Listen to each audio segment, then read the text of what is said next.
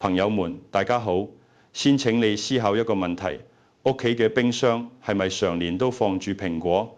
我哋常常削一粒嚟吃，覺得佢脆爽香甜，係個唔錯嘅水果。但係你可曾想過，咁樣食可能只發揮咗蘋果唔到1成嘅真正實力。當代人生活壓力大，尤其是我哋呢啲上咗年紀嘅朋友，身體嘅小毛病係咪越嚟越多？血壓有時唔聽話，忽高忽低。檢查血脂時，醫師話有啲黏稠。心臟偶爾砰砰亂跳幾下，俾人心慌。晚上想瞓個好覺，卻翻嚟覆去停唔落嚟。腸胃亦都變得嬌氣，吃啲嘢就脹氣，或者好幾日都唔順暢。呢啲問題話大唔大，卻日日纏住我哋，影響生活品質。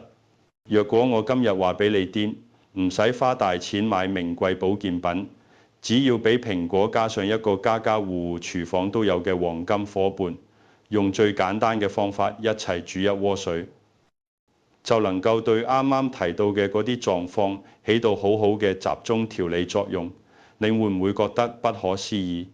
師母急住懷疑，今日呢支影片我就要徹底揭開呢個秘密。我會告訴你，呢個黃金搭檔究竟係乜嘢？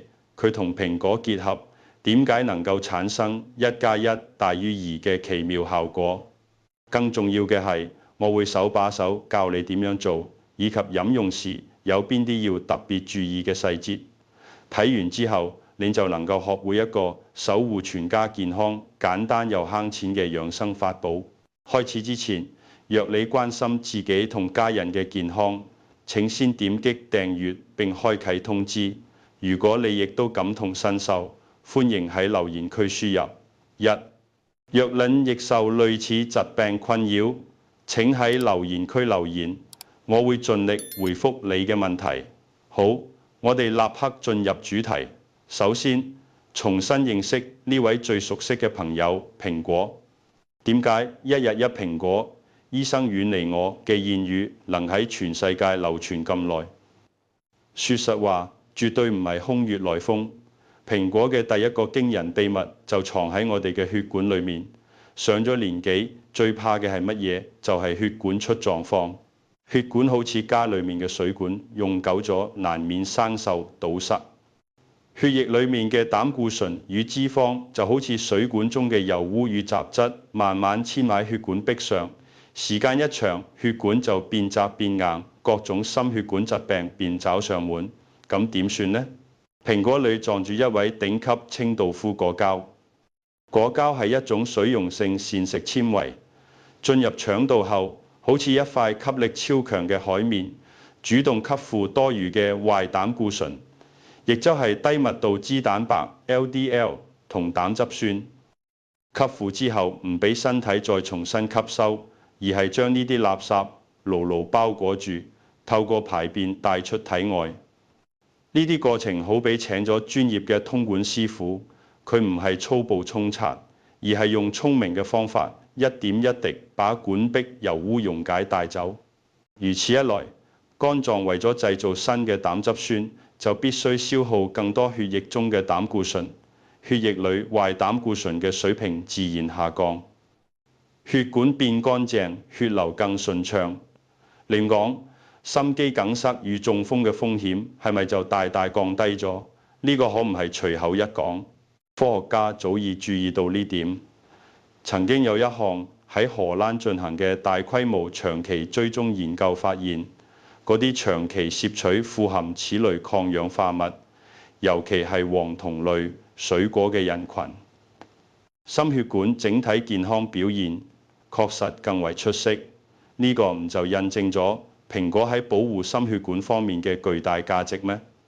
所以冇晒睇一粒小小嘅蘋果，佢係血管最忠實嘅守護者，每日默默幫我哋清理血管裏邊嘅雜質。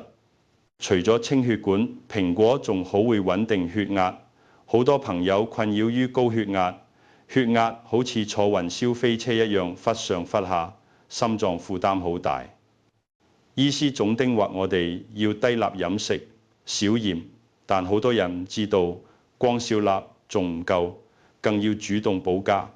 體內嘅鈉與鈉就好似兩個拔河對手，鈉會讓水分滯留，血管壓力升高，鈉則相反，能夠促進鈉排出。蘋果正係典型嘅高瓦低鈉水果。你食下一粒蘋果，就等於派出一位勤快嘅好員工，握住把滯留體內嘅鈉請出去。體內鈉少咗，血壓自然更容易穩定。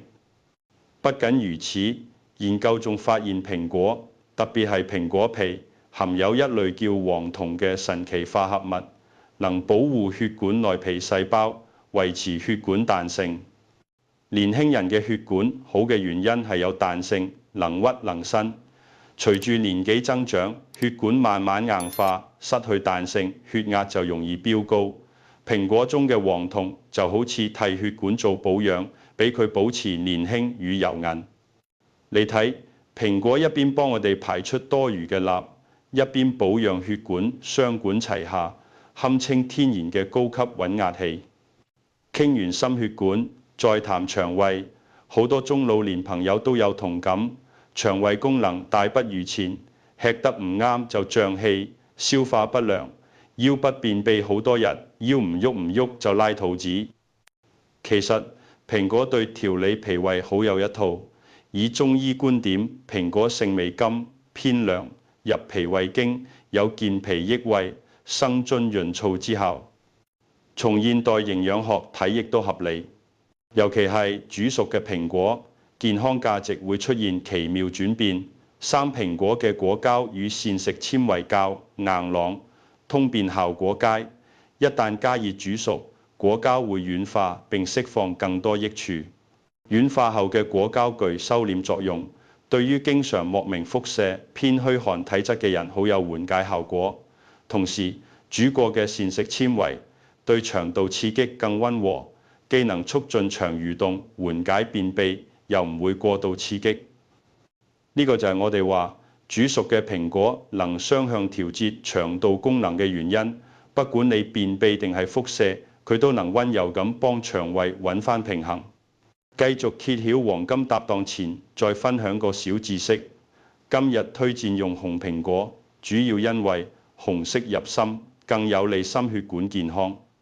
但係唔同顏色嘅蘋果各有側重。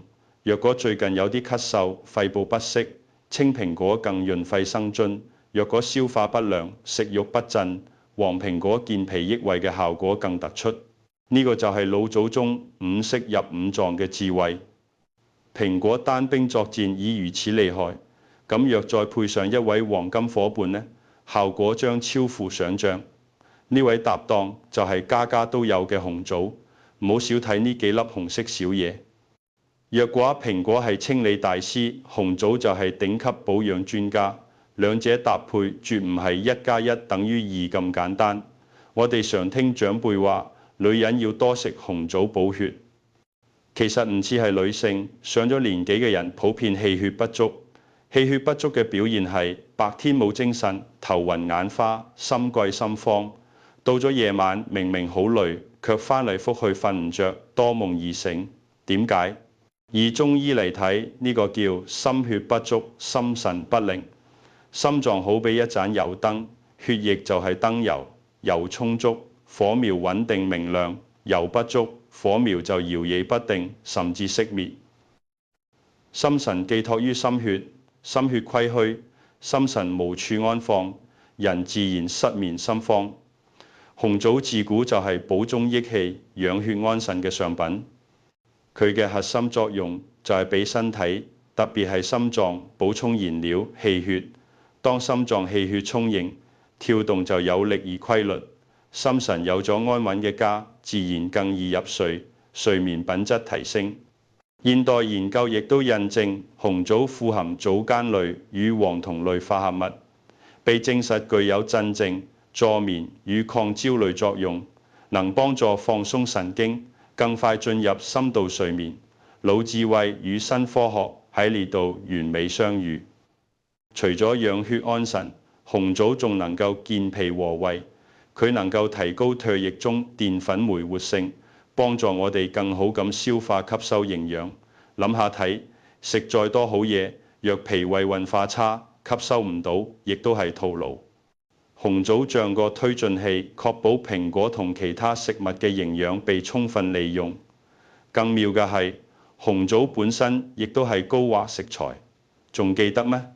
蘋果係高氨低鈉嘅穩壓高手，如今紅棗亦都嚟助陣，兩者聯手為心臟提供第二道保護，協同之下有助維持心肌正常收縮，穩定血壓，守護心臟，達到事半功倍。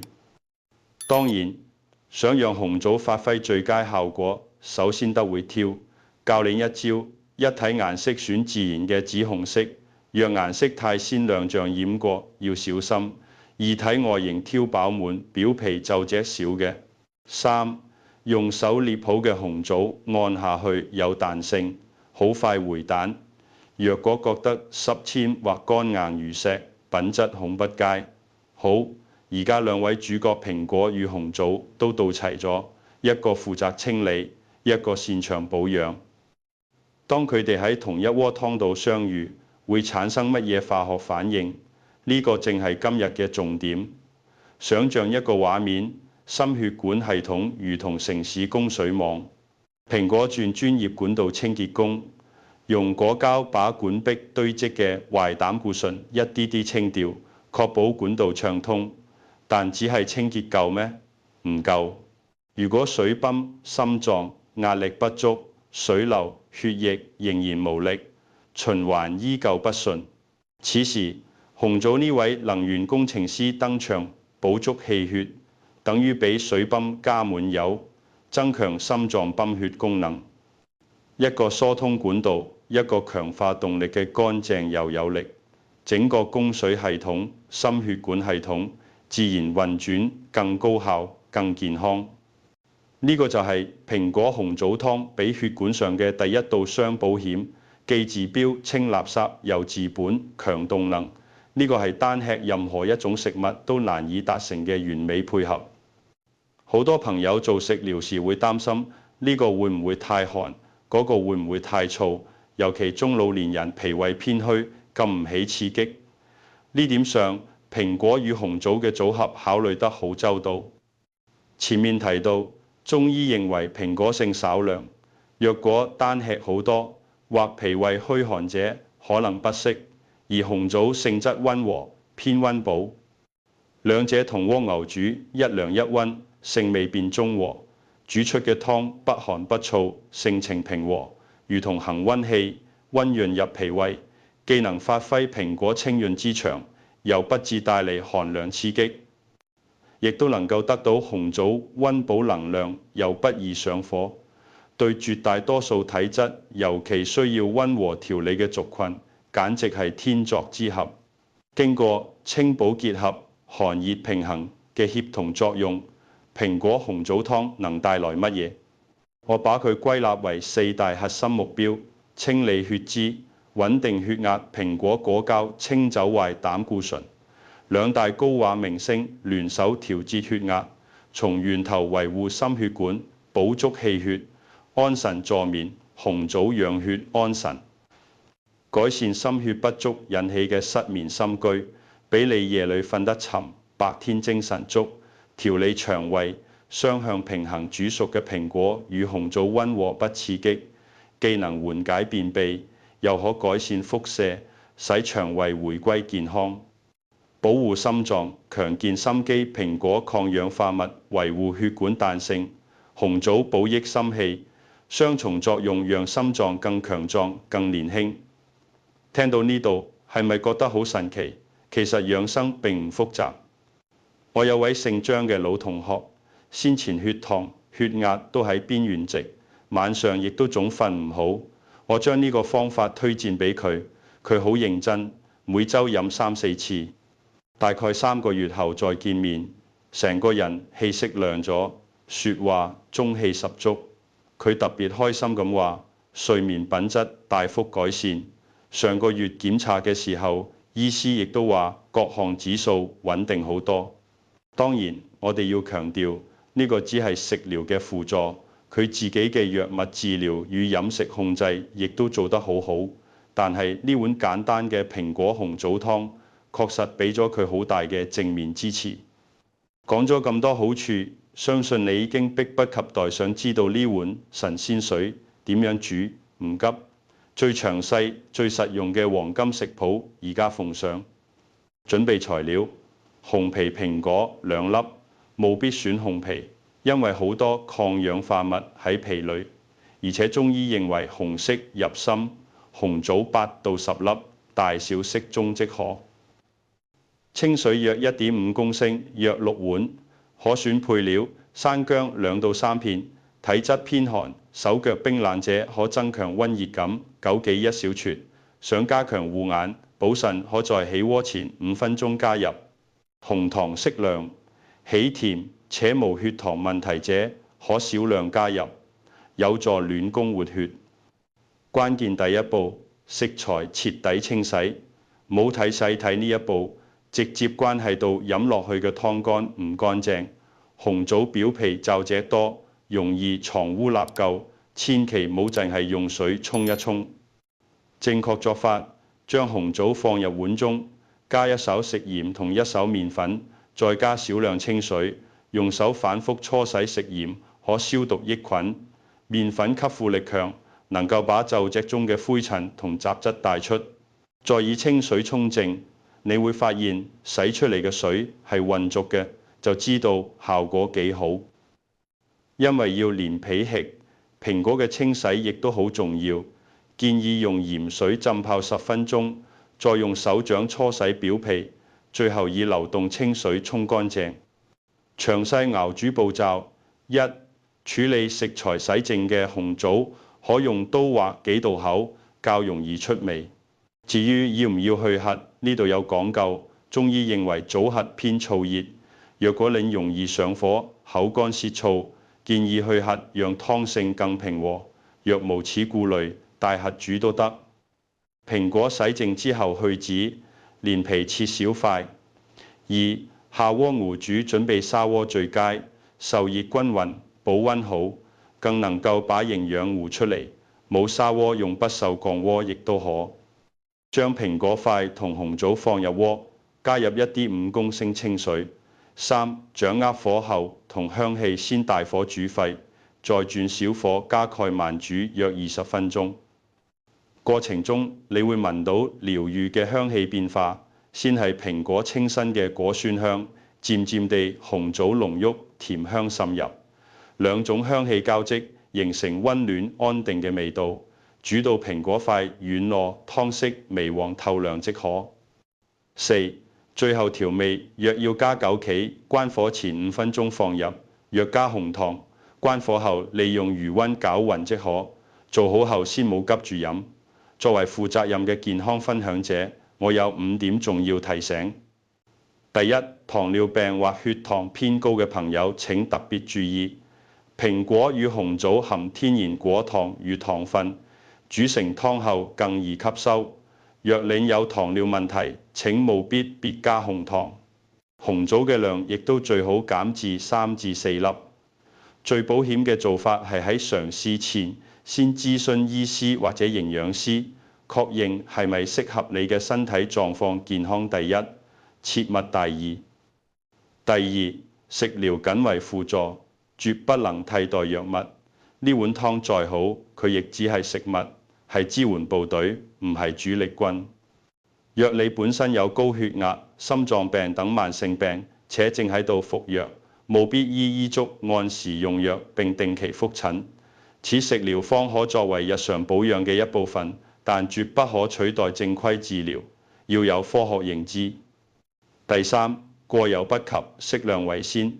再好嘅嘢食多咗，亦都可能成為負擔。建議每週飲用3到4次即可。天天大量飲，恐導致糖分攝取過多，反增身體負擔。身體講求平衡適量，持續咁堅持先至係上策。第四，飲完湯別唔記得保護牙齒。蘋果含果酸，湯裏亦都可能有糖分，酸甜物質長留口腔會腐蝕腸。建議飲後用清水漱口，或者隔一小段時間再刷牙，以守護珍貴嘅牙齒。第五，傾聽身體嘅聲音。養生冇絕對公式，最懂你身體嘅人係你自己。呢個配方雖溫和，但係每人反應唔同。若果飲用後覺得不適，如口乾舌燥或腸胃脹氣，可嘗試調整，例如減少紅棗用量，或者暫停幾日觀察，揾出最適合自己嘅節奏與分量，先至係最聰明嘅養生。好啦，朋友們，今日關於蘋果紅棗湯嘅分享就到呢度，你發現咗咩？真正嘅養生智慧並唔喺昂貴藥材或者複雜偏方裏，佢就藏喺我哋最熟悉、最日常嘅廚房煙火氣中。一粒再普通不過嘅蘋果，幾粒隨手可得嘅紅棗，只要懂得正確搭配、耐心熬煮，就能夠化作一碗守護自己與家人健康嘅神仙水。呢一碗湯飲下嘅唔止係香甜，更係大自然嘅溫暖呵護，以及我哋對身體嘅愛與責任。希望從今日開始，你亦都能夠親手為自己、為家人煮上一鍋。當你睇到佢哋飲下呢碗湯時滿足嘅笑容，你會發現呢個就係最實在、最溫暖嘅幸福。若果你覺得呢個方法簡單實用，請按讚並分享俾關心嘅親朋好友，俾更多人受益。亦都唔記得訂閱頻道並開啟旁邊嘅小鈴鐺。